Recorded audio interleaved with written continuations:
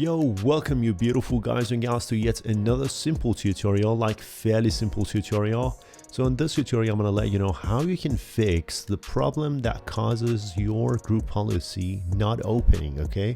And this tutorial is like fairly simple with just a simple BAT file. So this is the file, and let me just open it real fast so you can see that it's nothing special, nothing to be worried about. Just a Microsoft Windows group policy, client extensions, and then Microsoft Windows group policy, client tools, and just a 2-line BAT or BAT file. So the link of this file would be down in the description. There will be a link to my website that you can download it yourself. So let me just try it out for a second.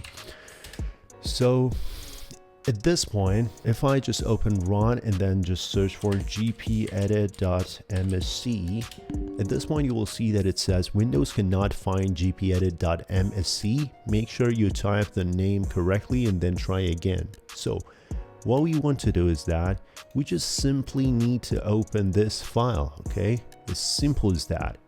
We're just going to open it, and it will just do the job automatically. Okay, and it's all done. It says the operation completed successfully.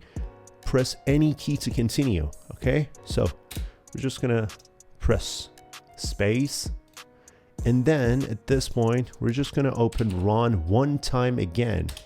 Hit on enter and just write gpedit.msc. okay, hit okay, and boom, here we go. The problem solved as easy as a pie. So this was a quick tutorial. Please consider subscribing to my channel and like this video if you find any value in it. Please take care of yourself and see you in the next one.